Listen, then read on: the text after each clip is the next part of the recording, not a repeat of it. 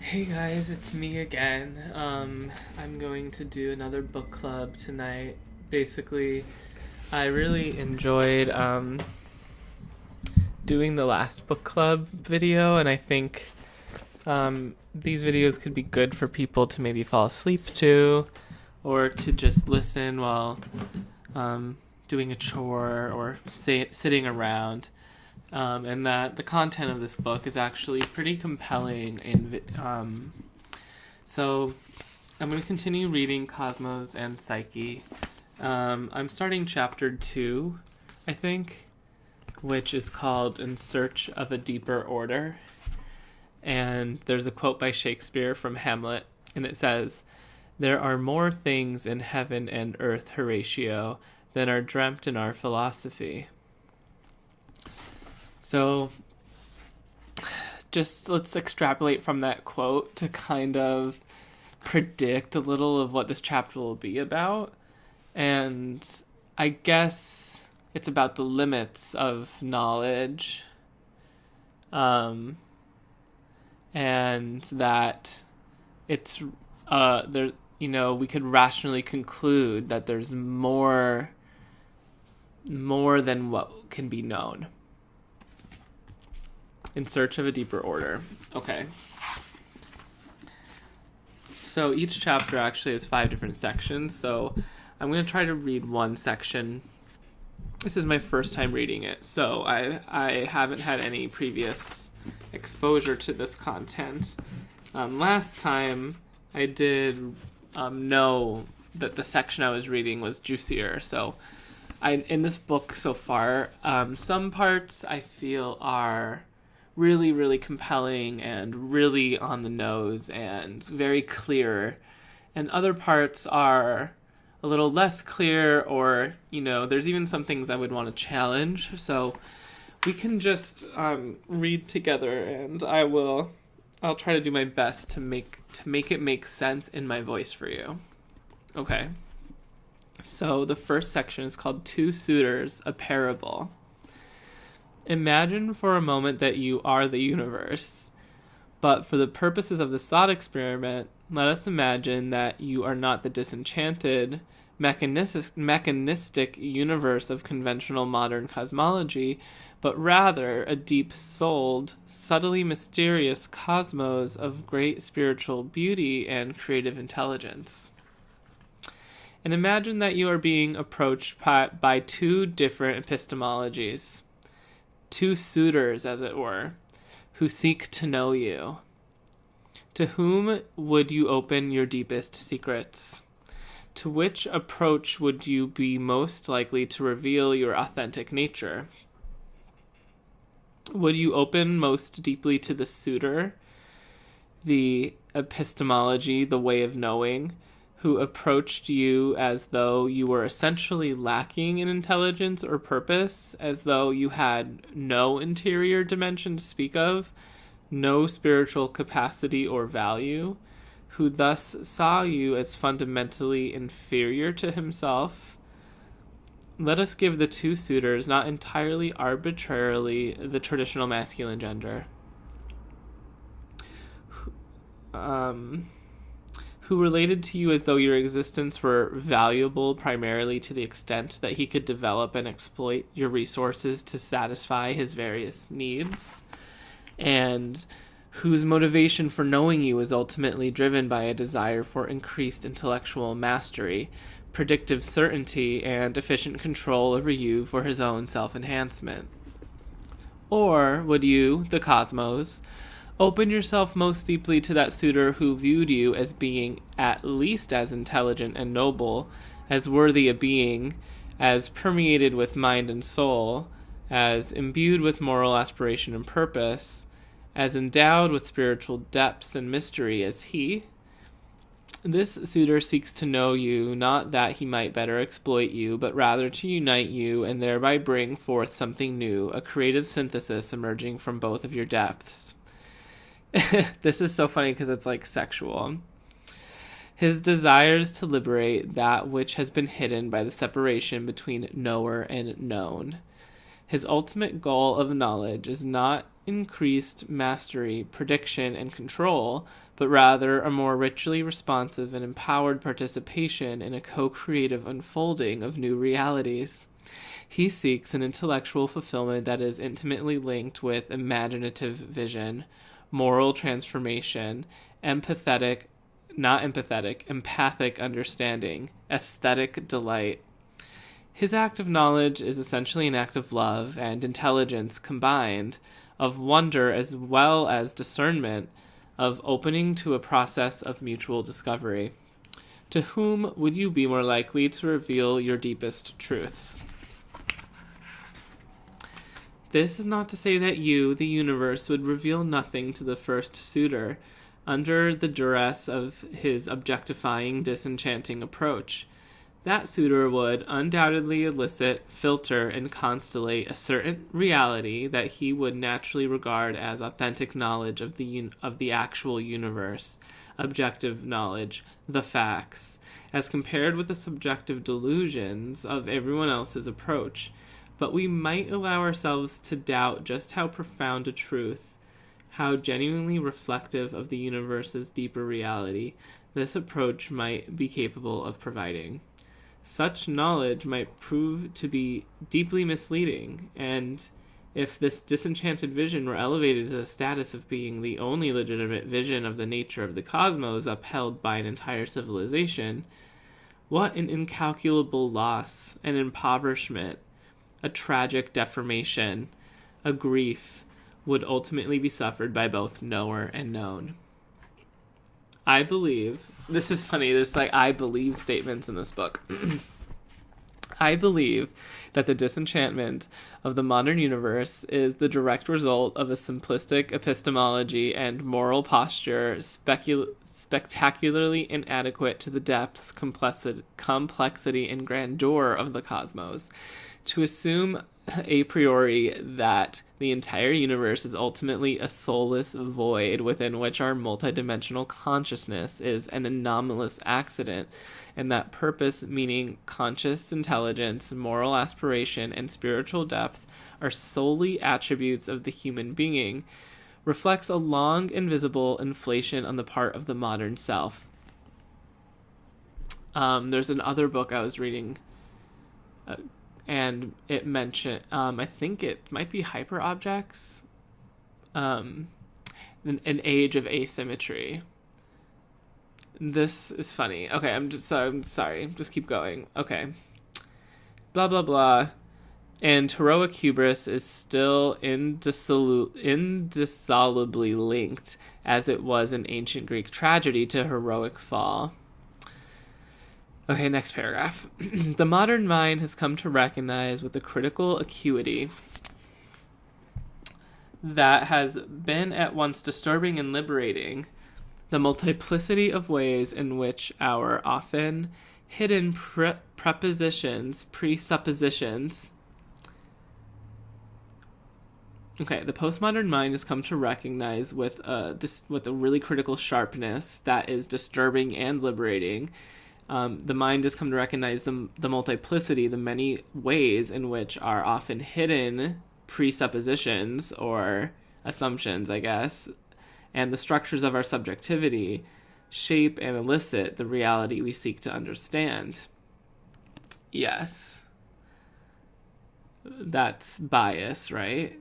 If we have learned anything from the many disciplines that have contributed to postmodern thought, it is that what we believe to be our objective knowledge of the world is radically affected and even constituted by a complex multitude of subjective factors, most of which are altogether unconscious.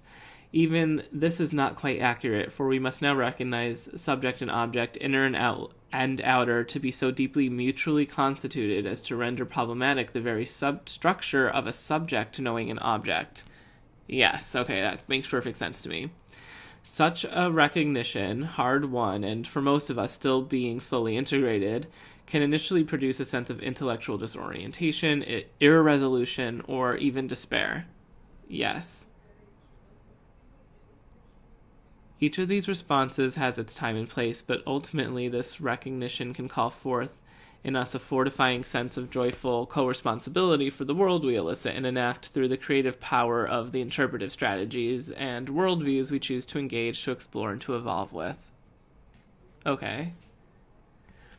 What is the cure for hubristic vision? Okay, just Google hubris for a second. Like, I know, like, what it means, but I just want to know the actual definition.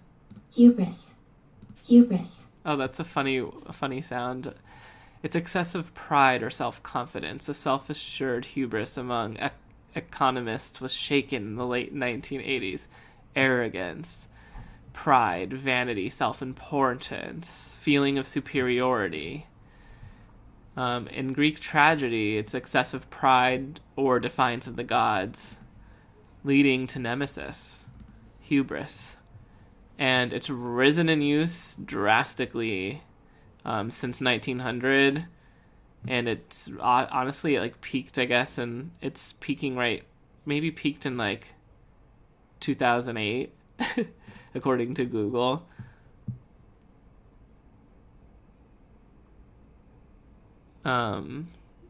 Yeah. Wow. Okay, cool. Okay. What is the cure for hubristic vision? Is it perhaps to listen? To listen more subtly, more perceptively, more deeply? Absolutely. I took a class in graduate school called Listening, taught by one of the most amazing people ever, Deborah Caption. And it taught me something that's hard to explain, but listening is just so important, and receptivity, and there's a lot of power actually in the receptive mode. And listening is often seen as receptive, but often it's active, and people use the word seeing to kind of describe all senses, but listening is just as important, if not more so, than seeing. Okay, that's all. I don't know if that's even true. Okay, so our future may well depend upon the precise extent of our willingness to expand our ways of knowing. We need a larger, truer empiricism and rationalism. The long-established epistemological strategies of the modern mind have been both relentlessly limiting and unconsciously constructing a world it then concludes is objective. Yes. The objectifying ascetic rationalism, the objectifying ascetic rationalism. I need to look up that word too. I'm sorry. I know what it means, kind of, but... Ascetic. It's characterized or suggesting the practice of severe self-discipline and abstention from all forms of indulgence, typically for religious reasons. So it's not hubris. It's austere, self-denying, abstinent, simple, rigorous. I'm very ascetic. It can also mean recluse, hermit, solitary. Ascetic. Okay.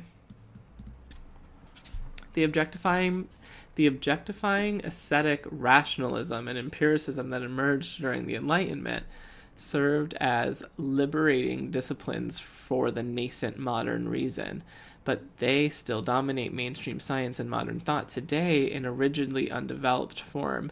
In their simplistic myopia and one-sidedness, they seriously constrain our full range of perception and understanding. The disenchanting strategy can be said to have served well the purposes of its time, to differentiate the self, to empower the human subject, to liberate human experience of the world from unquestioned pre-given structures of meaning and purpose inherited from tradition and enforced by external authority. It provided a powerful new basis for criticism and defiance of established belief systems that often inhibited human autonomy. It also at least partly succeeded in disciplining the human tendency to project onto the world subjective needs and wishes. But this differentiation and empowerment of the human being has been striven for so single-mindedly as to now be hypertrophic, pathologically exaggerated. Yes, so this is like selfie culture, me culture, I love me, self-care culture, Taylor Swift's new song, Me, the Me Too movement, maybe not, but the emphasis on the self is, I feel it being like hilariously inflated, and I think enough so that most people understand it that way.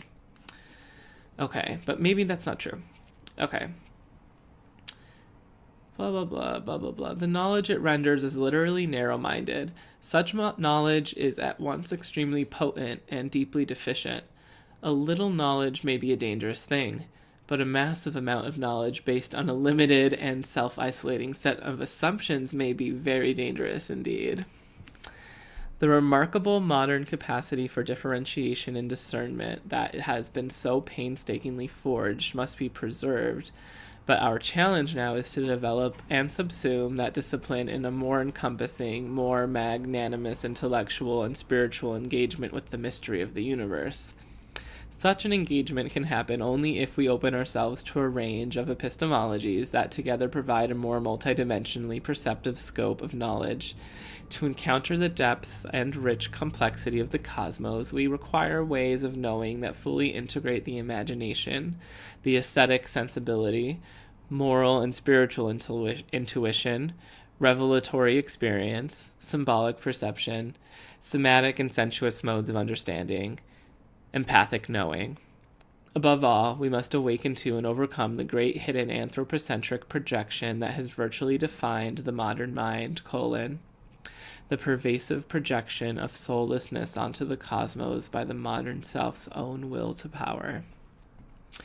Objectifying the world has given immense pragmatic power and dynamism to the modern self, but at the expense of its capacity to register and respond to the world's potential depths of meaning and purpose. Contrary to the coolly detached self-image of modern reason, subjective needs and wishes have unconsciously pervaded the disenchanted vision and reinforced its assumptions. A world of purposeless objects and random processes has served as a highly effective basis and justification for human self-aggrandizement and exploitation of a world seen as undeserving of moral concern. The disenchanted cosmos is the shadow of the modern mind in all its brilliance, power, and inflation. As we assimilate the deepening insights of our time into the nature of human knowledge, and as we discern more lucidly the intricate mutual implication of subject and object, self and world, we must ask ourselves whether this radically disenchanted cosmology is, in the end, all that plausible. Perhaps it was not as truly neutral and objective as we supposed, but was in fact a reflection of historically situated evolutionary imperatives and unconscious needs, like every other cosmology in the history of humanity. Perhaps disenchantment is itself another form of enchantment, another highly convincing mode of experience that has cast its spell over the human mind and played its evolutionary role, but is now not only limiting for our cosmological understanding, but unsustainable for our existence. Perhaps it is time to adopt, as a potentially more fruitful hypothesis and heuristic starting point, the second suitor's approach to the nature of the cosmos. Of the many disciplines that have begun to challenge the dominance of the disenchanted universe, there is one field in particular whose development over the past century has brought forth a series of insights, concepts, and data of unexpected relevance to the cosmological crisis I have outlined here. It is that discipline and its historical evolution which is closely intertwined with the larger history of the modern self, to which we now turn our attention. And that's the end of the first section. That was pages, let's see. Pages 39 to 42. The Suitors, a Parable. Next time maybe I'll just keep reading. Maybe I could do one a day. If I really try to dedicate myself, that will actually help me read the book. So it's about 20 minutes a night. I think I could do it. So I mean, if you guys like this, again, let me know. Never forget to give every video a thumbs up. Never forget to ring the bell so you're alerted whenever I post a video. That's really important because you'll be the first to know. And obviously subscribe. And leaving comments helps too. Thank you so much for sticking with me. And I hope, if you have any questions that you reach out and ask me. And thanks for watching.